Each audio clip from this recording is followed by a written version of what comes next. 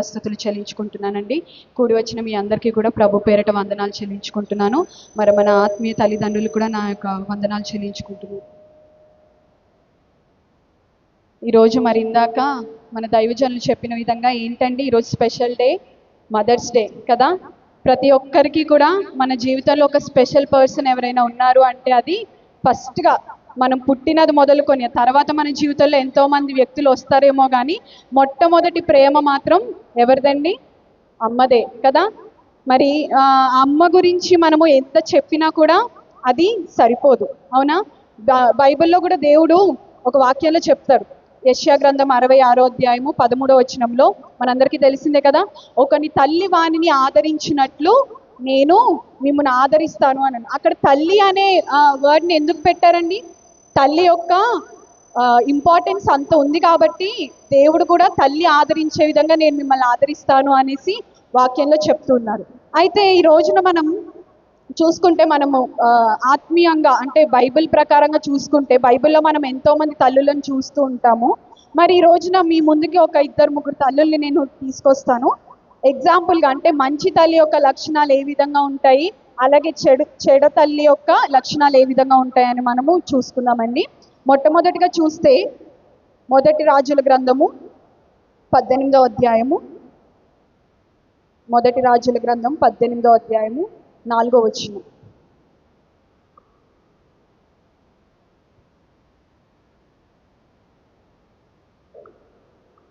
Bible గ్రంథంలో మనకి తెలిసిన వ్యక్తి కూడా యెజబెలు. తెలుసా అండి యెజబెలు ఎవరు? తెలుసా తెలీదా? సరే, 18వ అధ్యాయంలో 4వ వచనంలో చూసుకుంటే యెజబెలు యెహోవా ప్రవక్తలను నిర్మూలం చేయుచుండగా గుహలో 50 మందిగా 100 దాచి అన్నపానములు ఇచ్చి వారిని పోషించాను. ఇక్కడ ఫస్ట్ లైన్లో మనం ఏం చూస్తున్నామంటే యెహోవా ప్రవక్తలను ఏం చేస్తుంది? యెజబెలు నిర్మూలం చేసేస్తుంది. అంటే దేవుని యొక్క కార్యాలని నిర్మూలం చేసేస్తుంది అన్నమాట. యెజబెలు కూడా ఒక తల్లి. యెజబెలు యొక్క కుమారుడు అహజ్యా, కుమార్తె అతల్యా అన్నమాట. ఈవిడ గురించి మనం ఎందుకు ధ్యానిస్తున్నాము అని అంటే ఈవిడ మొట్టమొదటి నుంచి కూడా దేవుని యొక్క మార్గంలో నడవట్లేదు, దేవుని యొక్క కార్యాలని ఆపేస్తుంది. దేవుని యొక్క యెహోవా యొక్క ప్రవక్తలని కూడా నిర్మూలన చేస్తున్నట్లు మనం చూస్తున్నాం. అయితే మరి తల్లి ఏ మార్గంలో నడిస్తే పిల్లలు కూడా అదే మార్గంలో నడుస్తారు కదా. చూడండి, ఇప్పుడు మనం ఒక కోడిని చూస్తున్నాం అనుకోండి. కోడి పిల్లలు ఉంటాయా? ఎక్కడికన్నా వెళ్తూ ఉంటే చిన్న చిన్న కోడి పిల్లలు ఎక్కడికి వెళ్తాయి? తల్లి వెనకాలే నడుస్తుంటే. ఒకవేళ కోడి అలా నడుచుకుంటూ వెళ్ళిపోయి ఒకేసారి యూటర్న్ తీసింది అనుకోండి, ఇది అలా స్ట్రైట్గా వెళ్ళిపోతాయా పిల్లలన్నీ? కాదు, అదే మార్గంలో అవి కూడా యూటర్న్ తీసుకొని తల్లి వెనకాలే వెళ్తాయి అన్నమాట. తల్లి యొక్క పాత్ర అంత ఇన్ఫ్లుయెన్స్ చేస్తుంది పిల్లల మీద. మరి యెజబెలు గురించి మనం చూసినట్లయితే అంత పాపం అంటే మొత్తం కూడా దేవునికి విరోధముగా చేసిన క్రియలని మనము బైబిల్లో చూస్తూ ఉంటాము. మరి ఆ యొక్క యెహోవా ప్రవక్తలని నిర్మూలం చేసినట్లుగా మనము చూస్తున్నాం. అదే మొదటి రాజుల గ్రంథంలో 21వ అధ్యాయము 25వ వచనంలో చూసినట్లయితే 21-25 తన భార్య అయిన యెజబెలు ప్రేరేపణ చేత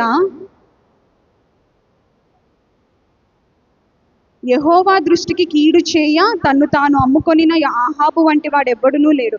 ఇక్కడ మొట్టమొదటిగా మనం ఏం చూస్తున్నాం? తన భార్య అయిన యెజబెలు ప్రేరేపణ ఉంది. దేనికి? యెహోవా దృష్టికి కీడు చేయడానికంట ప్రేరేపించిందంట యెజబెలు. ఎవరికి? తన సొంత భర్తకి, ఆహాబుకి. అయితే మరి ఇక్కడ తల్లి యెజబెలు తల్లి కదా. మరి ఆ యెజబెలు ఎలాగో యెహోవా దృష్టికి కీడు చేసి భర్తను కూడా అదే మార్గంలో నడిపించినట్లు మనం చూస్తున్నట్లు, అలాగే దాని యొక్క కుమార్తెను కూడా అదే మార్గంలో నడుస్తుంది. మనం అదే గ్రంథంలో మనం చూసినట్లయితే 2వ రాజుల గ్రంథం 11వ అధ్యాయం 1వ వచనం. 2వ రాజుల గ్రంథం 11వ అధ్యాయము 1వ వచనం. అహజ్యా తల్లి అయిన అతల్యా తన కుమారుడు మృతి పొందినని తెలుసుకొని లేచి రాజకుమారులను అందరినీ నాశనం చేశాను. చాలండి, ఇక్కడ మనకు స్టోరీ అంతా చెప్పడానికి అంత సమయం లేదు, కానీ యెజబెలు యొక్క కుమార్తె అతల్యా అన్నమాట. అయితే ఈ యెజబెలు వాళ్ళ యాన్సిస్టర్స్ అందరూ కూడా దేవునికి విరోధంగా పాపం చేస్తున్నారు, వ్యతిరేకమైన కార్యాలు చేస్తున్నారని అప్పుడు రాజు యొక్క తీర్పు వస్తుంది అన్నమాట. ఏంటి? అతల్యా కుమారులను చంపివేయాలి, ఉరి తీయాలి అనేసి.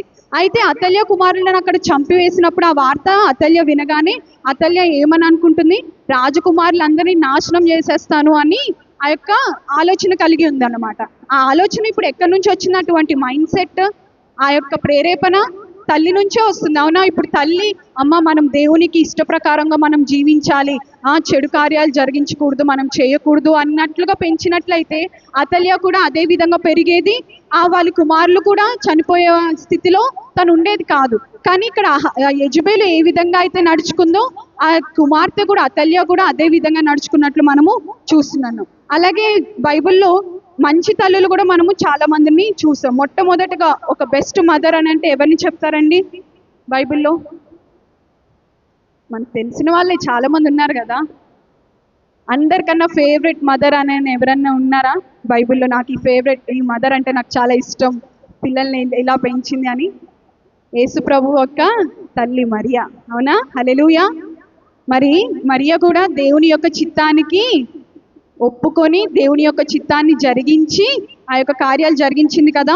మరి అలాగే ఇంకొకరిని చూసినట్లయితే హన్నా. అవునా? మొదటి సమూయేలు గ్రంథము 1వ అధ్యాయము 27-28 వచనాలు చదువు. మొదటి సమూయేలు 1వ అధ్యాయము 27-28. ఈ బిడ్డను దయచేయమని యెహోవాతో నేను చేసిన మనవిని ఆయన నాకు అనుగ్రహించెను. కాబట్టి నేను ఆ బిడ్డను యెహోవాకు ప్రతిష్ఠించుచున్నాను. తాను బ్రతుకు దినములన్నిటను వాడు యెహోవా ప్రతిష్ఠితుడని చెప్పాను. చాలు. ఇక్కడ హన్నా గురించి మనందరికీ తెలిసిన విధంగానే స్టోరీ ఉంది కదా. ఎన్నో రోజుల నుంచి ప్రార్థించింది హన్నా కుమారుడి కోసం, పిల్లలు లేరు అనేసి. దేవుని యొక్క మందిరంలో కన్నీరు కార్చి ప్రార్థించింది. అయితే దేవుడు వన్స్ తనకి బిడ్డను ఇవ్వగానే, ఇప్పుడు చూడండి, మనకి ఏదైనా లేక ఏదైనా వచ్చింది అనుకోండి, ఎప్పటి నుంచో వెయిట్ చేస్తున్నాము, మనకు ఒక కుమారుడు కావాలని ప్రార్థించాము, దేవుడు ఆ కుమారుడు మనకి ఇచ్చారు. ఇంకా ఆ కుమారుని మనం ఏ విధంగా చూసుకుంటాం? ఎంతో అపురూపంగా, ఎంత గారాభంగా చూసుకుంటామో కదా. అవునా? ఇంకెక్కడికి పంపించకుండా, ఏ చిన్న దెబ్బ తగలకుండా, ఏ చిన్న బాధ కూడా తనకు కలగకుండా మనం చూసుకున్నాం. అయితే ఈ హన్నా బిడ్డ కోసం ప్రార్థించినప్పుడు యెహోవా ఆ బిడ్డని దయచేస్తే ఇక్కడ ఏమంటుంది? తాను బ్రతుకు దినములన్నిటను వాడు యెహోవాకు ప్రతిష్ఠుడని చెప్పానని చూస్తుంది. అయితే సమూయేలును కూడా మనం చూసినట్లయితే ఆయన చిన్ననాటి నుండి కూడా, అంటే పాలు విడిచినప్పటి నుంచి కూడా ఆయన ఎక్కడున్నాడు? హన్నా దగ్గర ఉన్నాడా? దేవుని యొక్క మందిరములో ఆయన ఎదుగుతూ వచ్చారంట. ఆ వాక్యం కూడా మనం చూస్తాం కదా. బాలుడగు సమూయేలు ఇంకనూ ఎదుగుచు యెహోవా దయయందు మనుష్యుల దయయందు వర్ధిల్లుచుండని. 2వ అధ్యాయం 26వ వచనంలో చూస్తున్నాం. మొదటి సమూయేలు గ్రంథము 2వ అధ్యాయము 20. బాలుడగు సమూయేలు ఇంకనూ ఎదుగుచు యెహోవా దయయందును మనుష్యుల దయయందును వర్ధిల్లుచుండెను. మరి ఈ బాలుడగు సమూయేలు ఈ విధంగా వర్ధిల్లడానికి, ఆశీర్వదించబడడానికి కారణం ఏంటండి? యెహోవా మందిరములో ఉండటం. మరి ఆ యెహోవా మందిరములో ఉండటానికి కూడా కారణం ఏంటి? హన్నా చేసిన ప్రార్థన.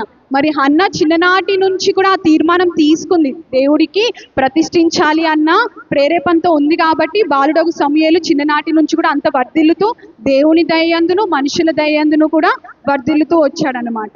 మరి ఈ దినాన మనం చూసినట్లయితే తిమోతి, మన అందరికీ తెలిసిన కొత్త నిబంధనలు తిమోతి అనే వ్యక్తి మనకు తెలిసిన గొప్ప సేవకుడు, దేవుని యొక్క సేవకుడు. మరి అతని గురించి కూడా ఒక సాక్ష్యం ఉందండి. 2వ తిమోతి గ్రంథము 1వ అధ్యాయము 5వ వచనం. 2 తిమోతి 1వ అధ్యాయము 5వ వచనం. నా ప్రార్థనలు యందు ఎడతెగక నిన్ను జ్ఞాపకం చేసుకొనుచు నీ కన్నీళ్లను తలుచుకొని నాకు సంపూర్ణానందము కలుగుటకై నిన్ను చూడవలనని రేయింబగళ్ళు అపేక్షించుచు నీ దయయందును నిష్కపటమైన విశ్వాసమును జ్ఞాపకం చేసుకుని నా పితరురాచార ప్రకారము నిర్మూలమైన మనస్సాక్షితో నేను సేవించుచున్న దేవుని ఎడల కృతజ్ఞుడనై ఉన్నాను. ఆ విశ్వాసము మొదట నీ అవ్వ అయిన లోయిలోను నీ తల్లి అయిన యునేకేలోను వసించాలి. ఇక్కడ ఏం చూస్తున్నామండి? ఇప్పుడు లాస్ట్ లో చదివిన మాట, ఆ విశ్వాసము మొదట నీ అబ్బాయి అయిన లోయిలోను నీ తల్లి అయిన యునీకేలోను వసించెను. తిమోతి గురించి చెప్తున్న సాక్ష్యం ఇది. అపోస్తులైన పౌలు మొదటగా ఆ విశ్వాసం ఎక్కడి నుంచి ఉందంట? అబ్బాయి అయిన లోయి, తల్లి అయిన యునీకే. మరి అవ్వ అంటే అమ్మమ్మ, తిమోతి యొక్క అమ్మమ్మలో ఆ విశ్వాసం ఉంది, నీ తల్లి అయిన యునీకేలో కూడా ఆ విశ్వాసం ఉంది. అదే విశ్వాసం ఇప్పుడు నీలో కూడా కొనసాగుతుంది అని సాక్ష్యం చెప్తున్నారు. మరి అవునా? మన తల్లి యొక్క విశ్వాసమును బట్టి పిల్లలు కూడా ఎదుగుతూ ఉంటారు. అవునా? తల్లి ఇప్పుడు ఏదైనా పిల్లలు దేని గురించైనా ప్రార్థించారనుకోండి, తల్లి దగ్గరుండి ఇంకా విశ్వాసంతో బలపరచాలి. అవునమ్మా, నువ్వు ఇంకా గట్టిగా ప్రార్థన చేయ, అది వస్తుంది, నీ దేవుడు నీ ప్రార్థన ఆలకిస్తాడు అన్న విశ్వాసంతో బలపరిస్తే పిల్లల్లో ఆ విశ్వాసం ఇంకా ఏమవుతుంది, రెట్టింపు అవుతుంది. అదే కానీ తల్లి చెప్పలేదనుకోండి, ప్రార్థన చేయ, వస్తే వస్తుంది లేకపోతే లేదు, అది వస్తుందో రాదో నీకే తెలియదు కదా అని డౌట్గా చెప్తే అది అక్కడ అవిశ్వాసం కనిపిస్తుంది మనకి. మరి తిమోతి యొక్క తల్లి అలాగే తిమోతి యొక్క అమ్మమ్మ దగ్గర కూడా ఆ విశ్వాసం ఉందంట. అదే విశ్వాసము తిమోతికి కూడా వచ్చింది అనేసి మనం చూస్తున్నామండి. మరి ఈ ప్రపంచవ్యాప్తంగా అనేక మంది గొప్ప గొప్ప దైవ సేవకులు ఉన్నారు. జాన్ వెస్లీ గారు ప్రపంచంలో అనేకమైన ఆత్మలు రక్షించిన వ్యక్తి ఆయన. అబ్రహాం లింకన్ గారు, జాన్ వెస్లీ గారు, వారందరూ కూడా వారి సాక్ష్యంలో ఒక మాట మాత్రం ఖచ్చితంగా మెన్షన్ చేస్తారండి. ఎక్కడికి వెళ్ళినా వారి సాక్ష్యం చెప్పినప్పుడు నా తల్లి యొక్క ప్రార్థనే నన్ను ఈ విధంగా నిలబెట్టింది అన్న సాక్ష్యము వారు చెప్తూ ఉంటారు. మరి దినాన ప్రతి ఒక్కరి జీవితంలో కూడా తల్లి యొక్క ప్రార్థన, తల్లి యొక్క నడవడిక పిల్లల మీద ఎక్కువ ఇన్ఫ్లుయెన్స్ చేస్తుంది అనమాట. మరి సామెతల గ్రంథంలో మనం చూసినట్లయితే అనేకమైన వాక్యాలు ఉంటాయి కదండి, ఉమెన్ గురించి, మదర్స్ గురించి. అవునా? వేకువనే లేచి తన ఇంటిని చక్కబెట్టుకుంటుంది అనే వార్తలు కూడా మనం చూసినట్లు ఉంటాం కదా. సామెతల గ్రంథము 31వ అధ్యాయము 27-28 వచనం చదువుతాం. బాగుగా కనిపెట్టును, పని చేయకుండా ఆమె భోజనము చేయదు. ఆమె కుమారులు లేచి ఆమెను ధన్యురాలందురు. చాలా మంది కుమార్తెలు పతివ్రతా ధర్మమును అనుసరించి ఉన్నారు గాని వారందరినీ నీవు మించిన దానవు అని ఆమె పెనిమిటి ఆమెను పొగుడును. చాలండి. ఇక్కడ 27వ వచనంలో ఏం చూస్తున్నాం? ఆమె తన ఇంటి వారి నడతలను బాగుగా కనిపెడుతుందంట. ఎవరు? ఇంటిలో ఒక తల్లి, భార్య అన్నది. భార్య అంటే అప్కమింగ్ మదర్, తను కూడా తర్వాత తల్లి అవుతుంది. ప్రతి ఒక్క ఇంటికి కూడా యజమానురాలు తండ్రి అంటారు, కానీ ఆ ఇంటిని నడిపేది, పైకి కనిపించేది తండ్రి అయినప్పటికీ బ్యాక్ బోన్ గా సపోర్ట్ చేసేది తల్లి అండి. మరి ఇక్కడ 27వ వచనంలో ఏం చూస్తున్నాం? ఆమె తన ఇంటి వారి నడతలను బాగుగా కనిపెట్టును అన్న మాట మనం చూస్తున్నాం. మరి ప్రతి ఒక్క తల్లి కూడా వారి పిల్లలు ఏం చేస్తున్నారు, ఎక్కడికి వెళ్తున్నారు, ఏం చదువుతున్నారు, ఏం చేయబోతున్నారు అని బాగుగా కనిపెడుతుందని మరి నేను చెప్పే మాటలు కాదు, కానీ పరిశుద్ధమైన లేఖనాలు చెప్తున్నాయి అన్నమాట. ఆ ఇంటి వారి ప్రతి ఒక్క నడతాను, కూర్చుని లేచి ఎక్కడికి వెళ్తుంది, ఏం చేస్తుంది, ఎలా ఉంటుందని ప్రతిదీ కూడా కనిపెడుతుంది అన్నమాట. పని చేయకుండా ఆమె భోజనము చేయదు. ఆమె కుమారులు లేచి ఆమెను ధన్యురాలందరూ. హల్లెలూయా. పిల్లలంట తల్లుల్ని ఏమనాలి? ధన్యురాలందరూ. ఎప్పుడైనా అన్నారా మీ పిల్లలు?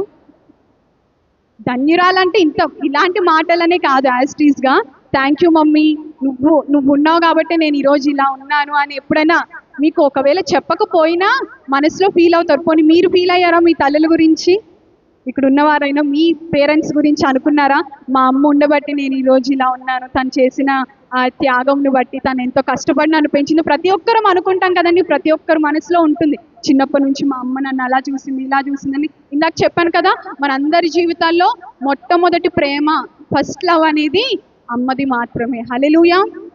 మరి వాక్యంలో మనం చూసాం కదండి, మొట్టమొదటిగా ఒక చెడ్డ తల్లి యెజబేలు గురించి చూసాం. యెజబేలు కుమార్తె అతల్య కూడా తల్లిలాగానే సేమ్ అలాంటి చెడు కార్యాలనే నడిచింది, అలాగే నాశనం అయిపోయినట్టుగా మనం చూసినాం. అలాగే మంచి తల్లులు హన్నా, అలాగే ఇంకా ఎవరండి, తిమోతి యొక్క అమ్మమ్మ, వారి యొక్క విశ్వాసం గురించి కూడా మనం చూసాం కదా. అటువంటి సాక్ష్యము, మంచి విశ్వాసం నీలో ఉంది, ఇది నీ తల్లి నుంచి వచ్చింది అన్న సాక్ష్యము మనలో కూడా ఉండాలన్నమాట. అంటే పిల్లలకి కాదు కానీ తల్లులకి చెప్తున్నాను ఈ మాట. మీ పిల్లలకి విశ్వాస సహితమైన జీవితాన్ని మనం నేర్పించాలి. అంటే ఇప్పుడు యంగ్స్టర్స్, యవనస్తులు కూడా మన యొక్క చర్చ్లో ఉన్నారు, ఇది మాకు కాదేమో అని అనుకుంటారు. ఫ్యూచర్లో మీరు కూడా మదర్స్ అవ్వాలి, మీకు కూడా పిల్లలు పుడతారు. సో మీరు ఇప్పటి నుంచే ఆ యొక్క విశ్వాస సహితమైన స్పిరిచువల్ లైఫ్ని మెయింటైన్ చేయాలన్నమాట. అప్పుడు ఫ్యూచర్లో మీ పిల్లల్ని కూడా నువ్వు ఆత్మీయంగా పెంచేదానిగా అవుతావు. ఇప్పుడు సామెతలో మనం చూసాం కదా, ఆమె కుమారులు లేచి ఆమెని ధన్యురాలందరూ అనే మాట మనం చూసాం. మన కుమార్తెలు లేదా మీ కుమార్తెలు కూడా మిమ్మల్ని ఆ విధంగా అనాలి అని అంటే అటు జీవితాన్ని మనము కలిగి ఉండాలన్నమాట. మరి చిన్నప్పటి నుంచి పిల్లల్ని దేవుని యందు, పెద్దల దయ యందును పెంచుతూ, మరి ఎంతోమంది తల్లులు ఇక్కడ ఉన్నారు, వారి పిల్లల్ని సండే స్కూల్కి పంపి, ఇంటి దగ్గర ఉన్నప్పుడు సండే స్కూల్ ఒక్కటే కాదు కానండి, వారం కాదు కానీ ఇంట్లో ఉన్నప్పుడు కూడా ప్రార్థన జీవితాన్ని వాళ్ళకి ఇప్పటి నుంచి అలవాటు చేస్తూ, ఆత్మీయమైన మాటలు, పెద్ద పెద్ద బైబిల్ వాక్యాలు చెప్పలేకపోయినా పిల్లలకి దేవుణ్ణి నువ్వు ఎక్కువ విశ్వసించాలి, ప్రార్థించాలి, నువ్వు ప్రార్థిస్తే దేవుడు ఇది ఇస్తాడు అన్న మంచి మాటలు, దేవునిలో ఇంకా ఎదిగే మాటలు వాళ్ళకి చెప్తూ ఉండాలన్నమాట. మరి బాలుడు నడవలసిన త్రోవను వాళ్ళకి చిన్నప్పటి నుంచి నేర్పితే పెద్ద అయ్యాక వాళ్ళు ఏమవుతారు, తప్పిపోతారా? అందులో నుంచి తప్పిపోరు కదా, అదే మార్గంలో వాళ్ళు నడుస్తూ ఉంటారన్నమాట. మరి ఇందాక చెప్పిన విధంగా కోడి ఏ మార్గంలో వెళ్తే పిల్లలు కూడా అదే మార్గంలో వెళ్తాయి. ఎప్పుడైనా చూసారా కోళ్ళు? చాలా మంది చూసే ఉంటాం కదా. నేను చాలాసార్లు అదే అబ్జర్వ్ చేస్తాను. ఒకవేళ తల్లి కోడి పక్కకి వెళ్ళింది అనుకోండి, స్ట్రైట్గా ఒక 5 minutes వరకు నడిచి స్ట్రైట్గా వెళ్తూనే ఉండి ఒకేసారి పక్కకి తిరిగితే ఆ పిల్లలు అటు వెళ్ళవు, తల్లి వెనకే వెళ్తాయి. సో మన జీవితంలో కూడా నిజంగానే మన తల్లి ఏ విధంగా నడుచుకుంటే పిల్లలు కూడా అదే విధంగా నడుచుకుంటారు అనే ఈ ఎగ్జాంపుల్ అండి. మరి జీవం గల ప్రభు సంఘం యొక్క ఆత్మీయ తల్లి మరి నానమ్మ గారు, హ్యాపీ మదర్స్ డే. మరి ఇక్కడ ఉన్న ప్రతి తల్లికి కూడా పేరు పేరున ప్రతి ఒక్కరికి చెప్తున్నాను హ్యాపీ మదర్స్ డే. మరి మా తల్లికి కూడా హ్యాపీ మదర్స్ డే, అండ్ మా అమ్మమ్మకి కూడా. ఇది ఇక్కడితో ఆపేయాలనుకుంటున్నాను. యాక్చువల్లీ నేను ఎప్పుడు చెప్పను తల్లుల గురించి, మరి ఈరోజు అవకాశం వచ్చింది.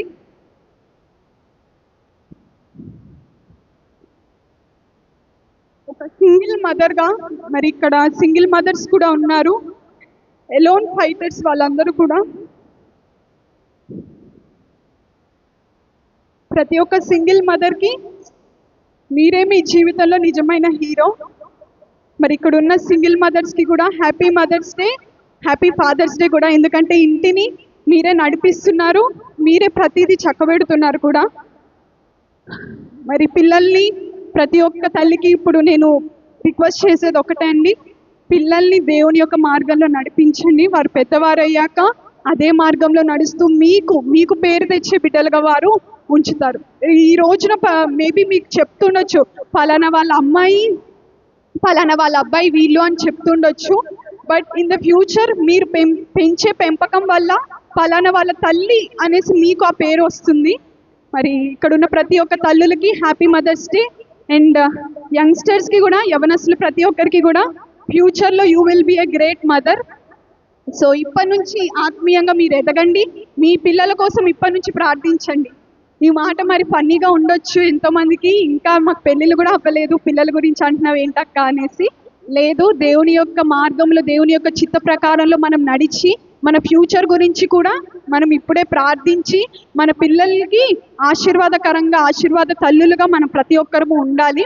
మరి వెనకాల అంకుల్స్ అందరూ, ఫాదర్స్ అందరూ అనుకుంటారేమో హ్యాపీ మదర్స్ డే అంటుంది, మరి మాకేం లేదా అనేసి. మరి ఆ మదర్కి ఒక పెద్ద సపోర్ట్ ఎవరైనా ఉన్నారు అంటే వాళ్ళ హస్బెండ్స్ లేదా ఇంట్లో ఉన్న మగవారు మాత్రమే. మరి తల్లి అంత స్ట్రాంగ్గా ఉండాలి అని అంటే బ్యాక్ బోన్గా మీరు కూడా ప్రతి ఒక్కటి వాళ్ళకే ఆదరించాలి, ప్రతిదీ సపోర్ట్ చేస్తూ ఉండాలి. మరి ఈ మాటలు ఇక్కడితో ముగిస్తున్నానండి. మరి ఒక్కసారి ఈ ప్రతి ఒక్క తల్లికి, జీవం గల ప్రభు సంఘంలో ఉన్న ప్రతి తల్లికి happy Mother's Day. Thank you.